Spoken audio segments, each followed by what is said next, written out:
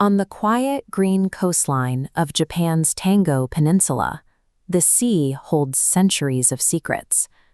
Long ago, according to legend, a young man named Urashima Taro walked these exact beaches.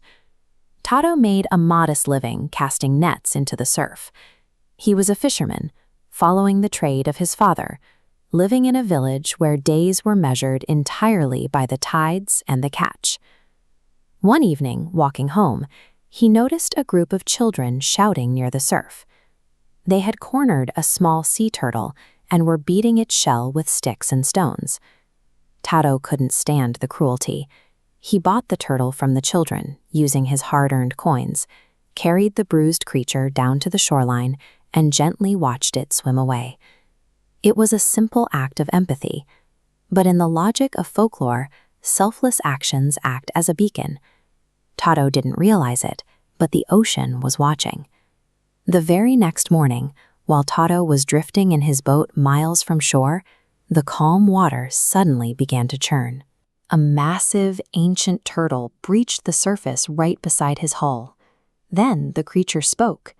It bowed its heavy head and explained that the tiny turtle Taro had saved the day before was a daughter of the Sea Emperor. The ocean had sent an escort to thank him personally. The massive creature offered him a reward reserved only for deities and spirits, an exclusive journey to the Dragon Palace, hidden miles beneath the waves. If a talking sea creature surfaced beside your boat and offered to show you the bottom of the ocean, would you take the plunge? Taro said yes. Leaving the mortal world behind always starts with accepting an invitation into the unknown. Climbing onto the creature's back, Taro was pulled underwater. But he didn't drown. Instead, he rode the giant shell deep into the blue, plunging past the bounds of human geography.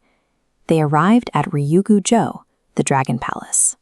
It was a sprawling, impossible fortress built of pure coral and glittering pearls, sitting in the darkest trenches of the sea. At the gate, he was greeted by Princess Otohime.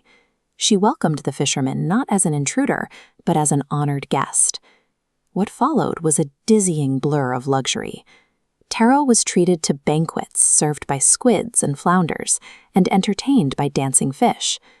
In the palace gardens, he could look out the windows and see spring blossoms, summer greens, and winter snows, all at the exact same time. In this place of absolute perfection, the sun didn't rise or set. Without the friction of daily survival, the human mind loses its grip on reality, making an eternity feel like a weekend. But after a few days, a quiet ache settled into Taro's chest. Even in paradise, he missed the smell of his village and the faces of his aging parents. He approached the princess and made a difficult request. He was grateful, but he needed to go home to check on his family. Heartbroken, Princess Otohime allowed him to leave. As a parting gift, she handed him a beautiful lacquerware box tied with a red cord. It came with a chilling condition. To ever return, he must never, under any circumstances, open the box. Taro rode the turtle back to the surface, but the moment his feet hit the sand, panic set in. The beach was the same, but his house was gone. The people walking by were strangers, wearing unfamiliar clothes. Take a look at this timeline comparing the two worlds. The top axis shows Taro's experience, just 3 days, but the bottom axis shows the surface world. While Taro was feasting, 3 centuries had passed up above. Everyone he knew was long dead. In this legend, time in the realm of the eternal follows its own clock. By the time Taro stepped back onto the sand, his mortal life was already a ghost story. Standing alone on a beach that belonged to a future he didn't recognize, Taro was consumed by grief and total isolation. Desperate for answers, his eyes fell to the jeweled box in his hands. It was the only remaining physical connection he had to anyone who cared for him. Ignoring the warning, he pulled the cord and lifted the lid. Instantly, a thick plume of purple smoke erupted from inside the box. As the smoke engulfed him, Taro's youth evaporated instantly. His hair turned snowy white, his skin wrinkled deep with years, and his back bowed under the weight of 3 forgotten centuries.